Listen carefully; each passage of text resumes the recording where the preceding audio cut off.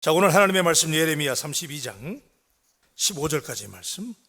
유다의 시드기야 왕 열째 해 곧 느부갓네살 18째 해에 여호와의 말씀이 예레미야에게 임하니라. 그때 바벨론 군대는 예루살렘을 에워싸고 선지자 예레미야는 유다의 왕 궁정에 있는 시위대 뜰에 갇혔으니 이는 그가 예언하기를 여호와의 말씀에 보라, 내가 이 성을 바벨론 왕의 손에 넘기리니 그가 차지할 것이며 유다 왕 시드기야는 갈대아인의 손에서 벗어나지 못하고 반드시 바벨론 왕의 손에 넘겨진 바 되리니 입이 입을 대하여 말하고 눈이 서로 볼 것이며 그가 시드기야를 바벨론으로 끌어가리니 시드기야는 내가 돌볼 때까지 거기 있으리라. 여호와께서 이와 같이 말씀하시니라. 너희가 갈대아인과 싸울지라도 승리하지 못하리라 하셨다 하였더니 유다 왕 시드기야가 이르되 네가 어찌하여 이같이 예언하였느냐 하고 그를 가두었음이었더라.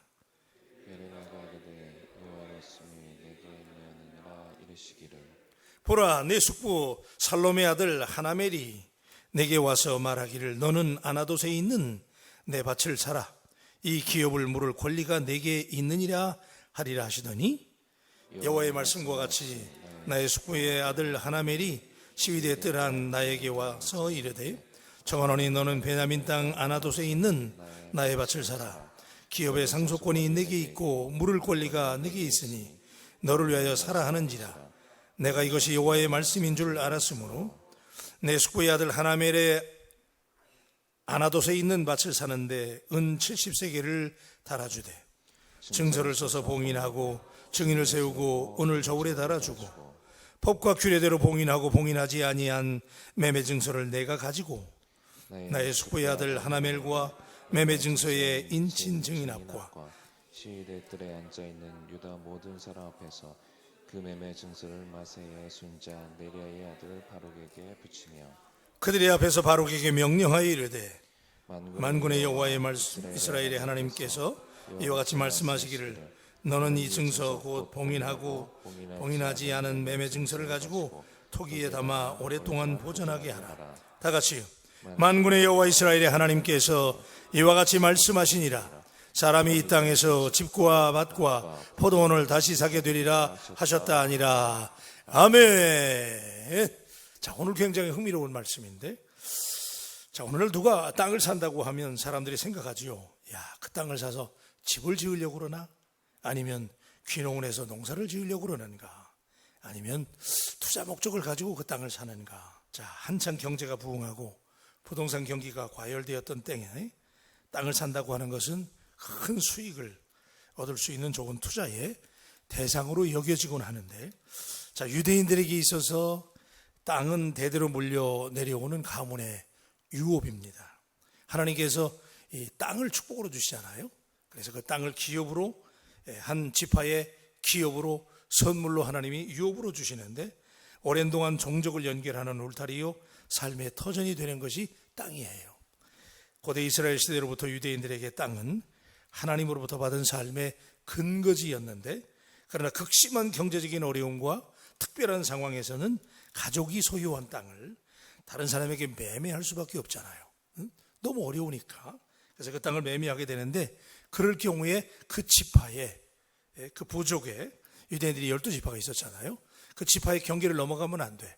그러니까 자기의 친척이라든지 집안 친척들이 우선적으로 그 땅을 매매해 줘야 되는 거예요. 그래야 그 땅이 다른 지파로 넘어가지 않는 거지요.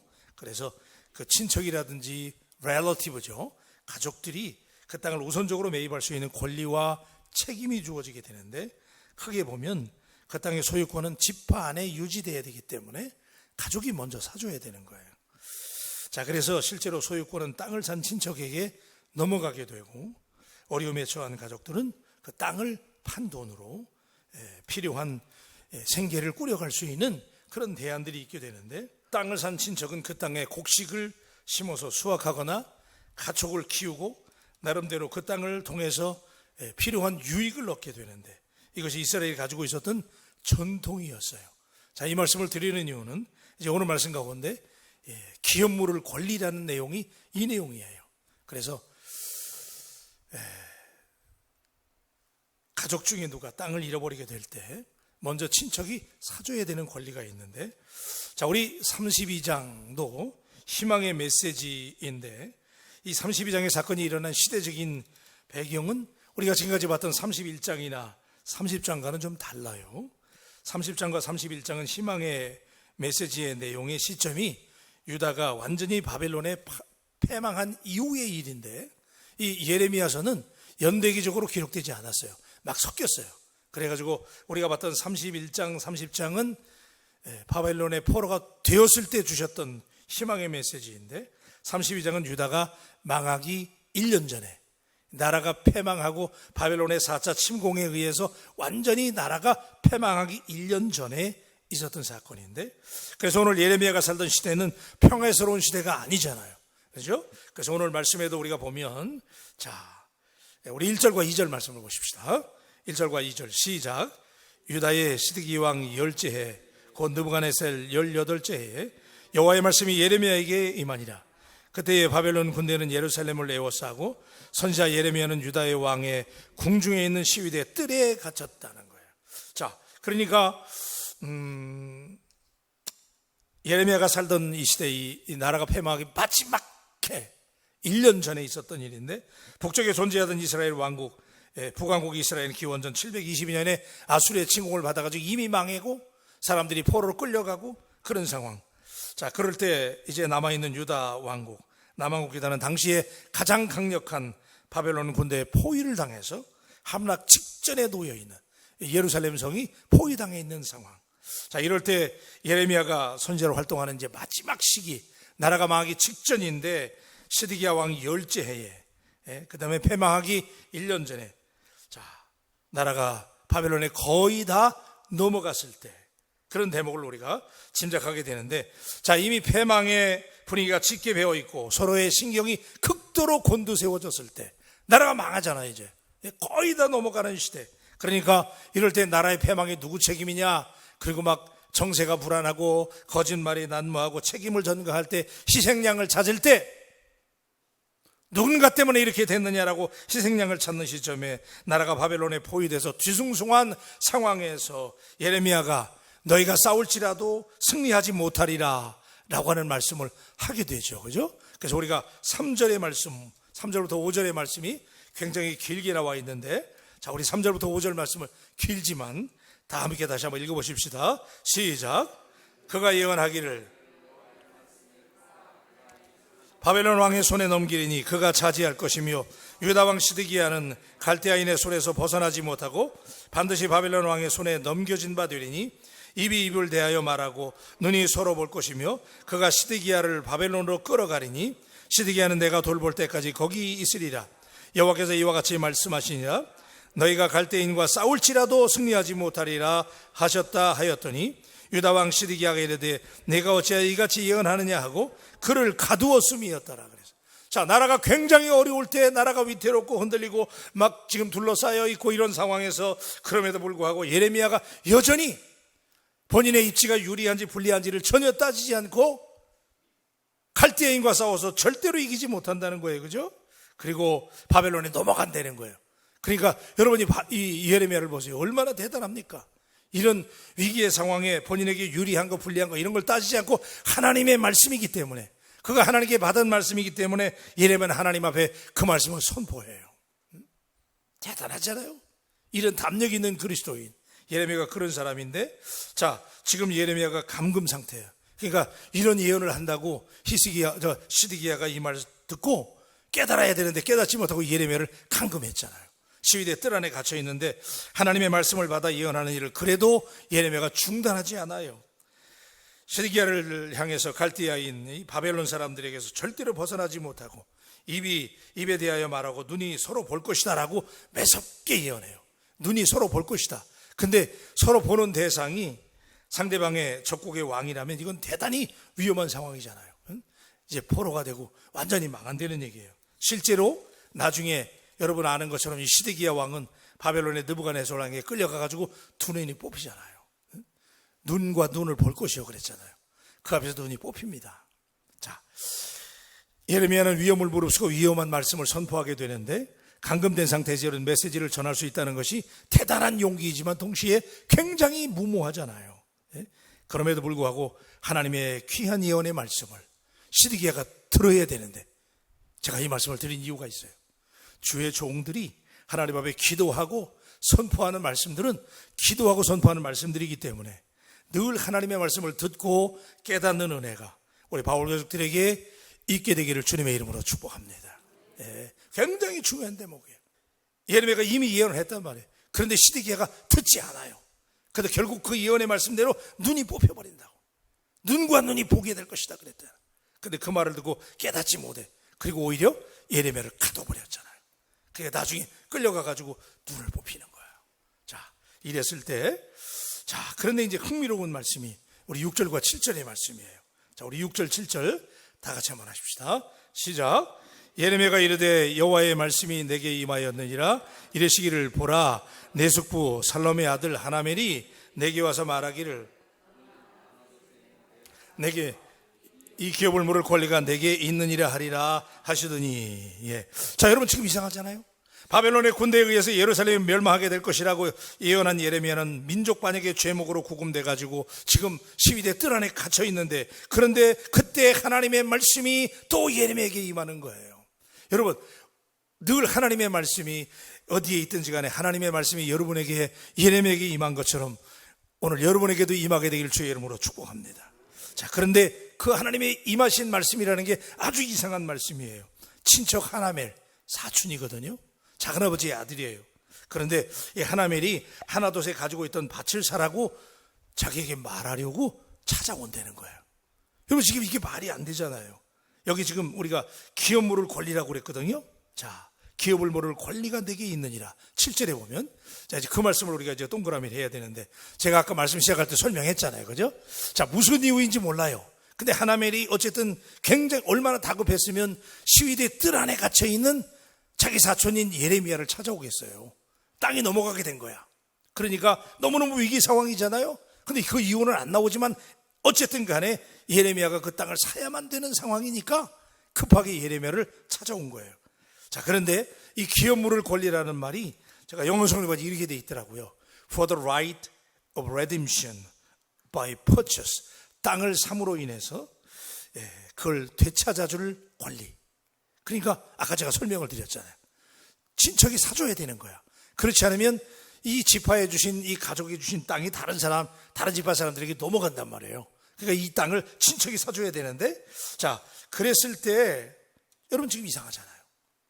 안 이상하세요? 왜 이상해요? 아니, 지금 나라가 1년 오면 패망하고 지금 있는 것도 빼돌려야 되고 그러잖아요. 만약에 이게 보석류라면은 그래도 가지고 도망가면 돼. 그렇죠? 다이아몬드라든지 금이라든지 그러면 그런 거 몰래 싸가지고 그거 가면 되는 거예요. 근데 아니, 지금 나라가 전쟁으로 망하게 됐는데 땅을 사다니 말이 안 되잖아요, 지금요. 이걸 오늘 이게 오늘 새벽에 우리에게 주시는 메시지예요. 아니, 나라가 망해가지고 지금 사람들이 다 포로로 끌려가고 말이지. 지금 나라가 이 위기에, 극단적인 위기의 상황인데 작은아버지의 아들 하나멜이 온다는 거예요. 하나님의 말씀이 들려진 게 그 말이에요. 지금 예레미야가 지금 시위대 뜰 안에 갇혀가지고 본인도 죽을 지경인데 땅을 사라니, 이 말이 안 되잖아요. 있는 땅도 팔아가지고 도망가야 되는데, 그래 땅을 사주라는 거죠. 자, 그런데 자, 놀라운 것은 예레미야가 이 말을 들었을 때 그냥 묻지도 따지지도 않고 그 땅을 사줍니다. 그래서 이게 놀라운 말씀이에요. 자, 우리 8절 말씀 보십시다. 8절 다 같이 합니다. 시작. 여호와의 말씀과 같이 나의 숙부 아들 하나멜이 시위대 뜰 안에 나에게 와서 이르되 청하노니 너는 베냐민의 땅 아나돗에 있는 나의 밭을 사라. 기업의 상속권이 내게 있고 물을 권리가 내게 있으니 너를 위하여 사라 하는지라. 내가 이것이 여호와의 말씀인 줄 알았으므로. 여러분, 이게 중요해요. 자, 그것이 누구의 말씀? 여호와의 말씀인 줄 알았다는 거예요.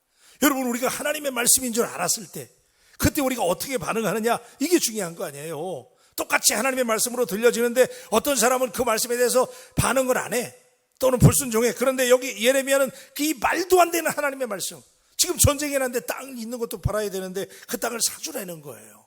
이 하나님의 말씀인 줄 알았다는 거죠. 그래가지고 9절 보십시다. 9절 다 같이 합니다. 시작. 은 17세계를 달아주되 10절 증서를 써서 봉인하고 증인을 세우고 은을 저울에 달아주고 11절 법과 규례대로 봉인하고 봉인하지 아니한 매매 증서를 내가 가지고 12절 나의 숙부의 아들 하나멜과 매매 증서의 인친 증인 앞과 시위대 뜰에 앉아있는 유다 모든 사람 앞에서 그 매매 증서를 마세야의 손자 네리야의 아들 바룩에게 붙이며 13절 그들의 앞에서 바룩에게 명령하여 이르되 14절 만군의 여호와 이스라엘 하나님께서 이와 같이 말씀하시기를 너는 이 증서 곧 봉인하고 봉인하지 않은 매매 증서를 가지고 토기에 담아 오랫동안 보존하게 하라 그랬어요. 자, 이제 이 말씀을 제가 지금 예레미야가 이 나라가 망하기 1년 전에 이 극단적인 상황에서 조카인 자기 사촌인 하나멜의 땅을 사라고 하는 하나님의 명령에 순종하는 예레미야. 근데 여러분, 왜 하나님이 지금 이 땅을 사라고 그랬을까요? 사람들은 있는 것도 팔아버리고 도망가는데, 다시 말하면 지금 하나님은 이스라엘을 회복시켜 주신다는, 할렐루야. 예. 지금 있는 것도 다 팔아서 도망가야 되는데 하나님이 지금 선지자 예레미야에게 보여주시는 말씀은 그럼에도 불구하고 포로로 끌려가고 이렇게 망하는 상황이었지만 내가 먼저 본을 보여주라는 거예요. 하나님께서는 반드시 70년 후에 유다 민족을 다시 회복시켜 주신다는 말씀인 줄로 믿습니다. 그러니까 예레미야에게 하나님의 말씀을 전하고, 지금까지 예레미야가 하나님이 70년 후에 회복시킨다고 말씀을 전해왔잖아요. 그러니까 네가 본을 보이라는 거예요. 네? 여러분, 놀라운 말씀 아니에요? 그러므로 네가 그 땅을 상주라는 거야. 왜? 하나님이 다시 회복시킬 거니까. 여러분, 이게 위대하잖아요. 지금 우리가 이런 상황이 있잖아요. 다 막 어렵고 막 힘들고 그런데도 하나님은 우리에게 믿음에 순종하라고. 왜냐하면 하나님 우리에게 말씀을 주셨기 때문에 반드시 하나님 말씀하신 것은 하나님이 지키시는 줄로 믿습니다. 그러니까 네가 네 사촌의 땅을 사주라는 거야. 그러면 여러분 이게 지금 얼마나 이게 대단한 일이냐면, 이때 사람들이 생각할 때 그런 생각할 거 아니에요. 아니, 나라는 망한다고, 그렇게 막 바벨론의 포로가 되고 종이 된다고 그러고 나라를 어수선하게 예레미야가 말씀을 전했잖아요. 그럼 사람들이 막 그 말을 듣고 지금 두려워하고 예레미야를 시위대 뜰 안에 가다 놓고 이랬는데, 그렇게 해가지고 오해하려면 이런 오해도 할 수 있잖아요. 아니 말이야, 저는 그런 소문을 다 내놓고 나라가 힘들다고 해놓고 저는 땅을 사? 이게 말이 안 되잖아요. 그러니까 사람들한테 오해받을 수 있는 상황이잖아요. 지금 땅값 떨어질 거 아닙니까? 지금 선지자가 그렇게 얘기해놓고 자기는 땅을 사면 이거 오해받을 수 있는 일이잖아요. 동의하시면 아멘. 그런 상황이 될 수도 있어요. 그런데도 그런 오해가 있을 수 있는 상황임에도 불구하고, 또 어떤 사람들이 있는 것도 다 팔아가지고 지금 나라가 망한다고 이러고 있는데 땅을 삽니다. 왜 그래요? 이러면 하나님의 음성을 들었기 때문에. 그래서 자기가 선지자가 외치고 하나님의 회복을 예언한 대로 먼저 본을 보여주는 거야. 여러분, 오늘도 하나님은 이런 사람을 찾으세요. 세상이 힘들다고 어렵다고 다 힘들어할 때 우리는 역설적으로 이 세상을 거슬려 살아갈 수 있는 주님의 종들이 되기를 주님의 이름으로 축복합니다. 이걸 보여주는 거예요. 예수 믿는 사람들이요. 물결 흐른다고 그냥 다 힘들다고, 우리도 힘들다고 막 쓰러져 가면 안 된다는 거예요. 이때 예레미야가 땅을 사잖아. 땅을. 두 가지 오해를 받을 수 있는 거예요. 아니, 땅값 떨어뜨려 놓고 저는 땅을 사? 그럴 수도 있고, 또 하나는 이렇게 망해가는데 이게 무슨 난리예요. 있는 것도 팔아야 되는데 땅을 삽니다. 왜요? 하나님의 말씀을 확신했기 때문에. 그래서 우리 15절 말씀을 보십시다. 자, 15절 말씀 시작. 만군의 여호와 이스라엘의 하나님께서 이와 같이 말씀하시니라. 사람이 이 땅에서 집과 밭과 포도원을 다시 사게 되리라 하셨다 하니라. 할렐루야. 예, 하나님께서 지금 말씀하시는 사람이 이 땅에서 집과 밭과 포도원을 다시 사게 되리라. 뭐예요? 70년 후에 하나님이 그 땅을 다시 회복시켜 주신다는 거예요. 그러면 예레미야는 지금 땅값이 얼마나 싸졌겠어요. 근데 지금 제가 이거는 보너스를 드리는 말씀이에요. 이렇게 어려울 때, 땅값 다 떨어졌을 때 땅을 샀으니 회복되면 예레미야 얼마나 부자 되겠어요. 그때 땅값이 얼마나 올라가겠어요. 근데 지금 하나님이 말씀하시잖아요. 집과 밭과 포도원을 다시 사게 되리라 그랬잖아요. 여러분, 정말 그 사업을 잘 하시는 분들은 남들이 다 힘들다고 그럴 때, 우리가 또 하나 여기서 곁가지로 보너스로 받아야 될 은혜는 정말 남들이 힘들다고 그럴 때 같이 힘들면 안 돼. 예? 그때 정말 사업을 잘하는 사람들은 그때 모험을 거는 용기가 있게 되기를 주님의 이름으로 축복합니다. 예, 오늘 사업가 여러분들이 오셨기 때문에 제가 말씀을 드리는 거예요. 우리가 하나님의 말씀을 확신한다면 이런 어려운 때 오히려 땅을 사는 거예요. 야, 놀랍지 않아요? 우리 예수 믿는 사람이 오늘 이 어려운 시대에 이런 역설적인 모습을 여러분의 삶으로 보여줌으로 하나님의 약속을 여러분의 삶으로 증명해낼 수 있게 되기를 주님의 이름으로 축원합니다. 기도하십시다. 하나님, 예레미야가 자신의 유리함과 불리함을 따지지 아니하고 나라가 지금 망하기 1년 전에 이미 다 포로로 끌려가고 정말 풍전등화의 위기에 몰렸을 때도 예레미야는 하나님이 주신 말씀을 선포하는 일에 주저하지 않고 눈치 보지 않고 그가 왕 앞에서도 하나님의 예언의 메시지를 전한 대목을 우리가 오늘 새벽에 접하면서 오늘 이 시대에 하나님의 말씀을 전해야 될 우리 그리스도인들의 자세를 다시 한번 생각하게 하시니 감사합니다. 또 이렇게 시위대 뜰 안에 갇혀 있을 때 오히려 자기 사촌의 땅을 사주라는 말씀. 그러나 예레미야는 하나님께 묻지도 따지지도 않고 그것이 하나님의 말씀이기 때문에 다른 사람들은 다 있는 것도 처분하고 도망가는데 예레미야는 오히려 역설적으로 그 땅을 하나님께서 회복시켜 주실 것을 믿었기 때문에 그 땅을 사줌으로 백성들에게 하나님이 이렇게 회복시킬 것이라고 하는 메시지를 삶으로 보여주는 예레미야를 보면서 하나님, 오늘도 우리의 삶으로 우리도 이렇게 세상을 거슬려 역설적으로 살아가면서 하나님의 약속이 반드시 이루어질 것을 믿고 행동하는 우리의 모습을 보여주는 바울 가족들이 되게 하여 주시옵소서. 하나님, 모두가 어렵다고 할 때, 힘들다고 할 때 우리는 오히려 된다, 할 수 있다, 하면 된다라고 믿음으로 투자하고 믿음으로 세상을 거슬려 살아가는 믿음 있는 주의 종들이 되게 하여 주시옵소서. 감사하며 귀하신 예수님의 이름으로 기도합니다. 아멘. 우리 489장입니다.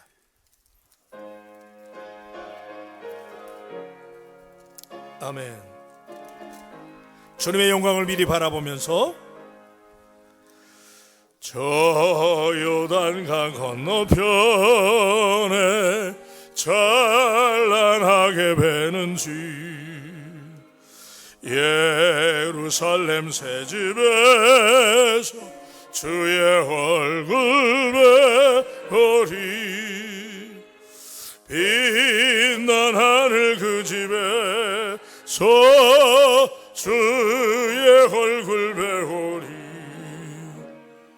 한량없는 영광 중에 주의 얼굴 배우리 아멘. 주가 내게 다가시 모든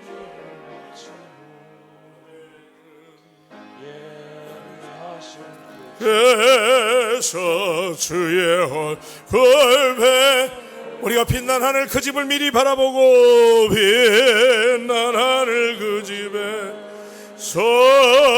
주의 얼굴 배우리 한량없는 영광 중에 주의 얼굴 배우리 성도들이 함께 모여 할렐루야 부를 때 나도 깊은 마음으로 화답하여 부르리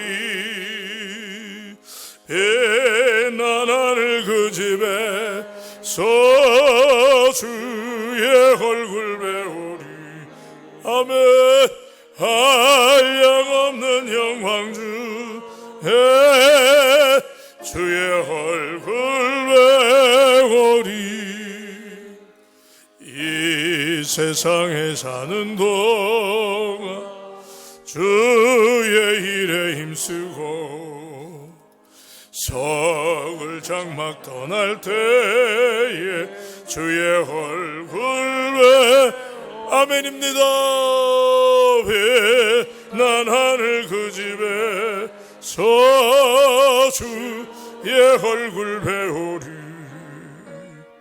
한량없는 영광주에 주의 얼굴 배우리. 기도하십시다. 오늘 말씀은